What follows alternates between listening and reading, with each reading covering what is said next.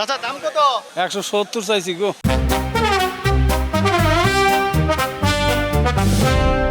সামনে ঈদুল আজহা, আর এই ঈদকে সামনে রেখে জমে উঠেছে ময়মনসিংহের পশুর হাটগুলো।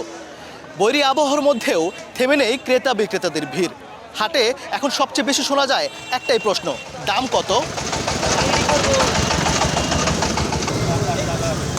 ট্রাক পিকআপে করে কোরবানির পশু আনা হচ্ছে ময়মনসিংহের মুক্তাগাছা উপজেলার নতুন বাজার ত্রিমোহনী হাটে। দুপুর গড়াতেই বাড়তে শুরু করেছে ক্রেতা বিক্রেতাদের ভিড়। আশেপাশের জেলা থেকেও গরু নিয়ে এসেছেন খামারি ও ব্যাপারীরা।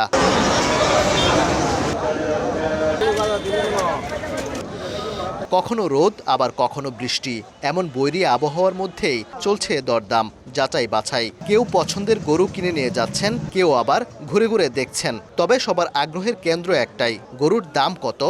দাম কত চাইতেছেন? দাম নিয়ে ক্রেতা বিক্রেতাদের মধ্যে রয়েছে মিশ্র প্রতিক্রিয়া। দাম চাইতেছি 1,60,000, দাম 40। এই গরুর দাম করে মানে 56,000।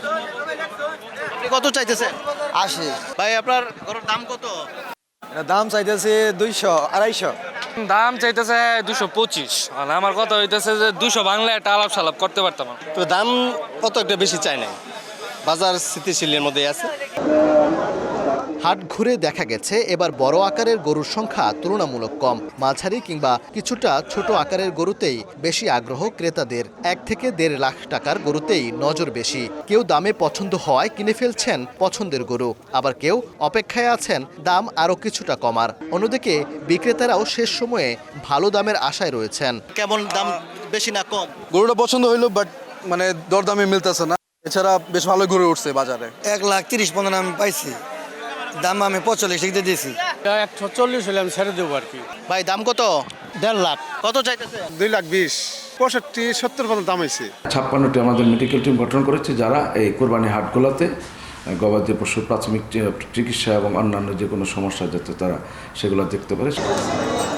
জেলা প্রাণী সম্পদ দপ্তরের তথ্য মতে এবার ময়মনসিংহ জেলায় কোরবানির পশুর চাহিদা 1,81,266টি, আর উৎপাদন হয়েছে 2,26,148টি পশু।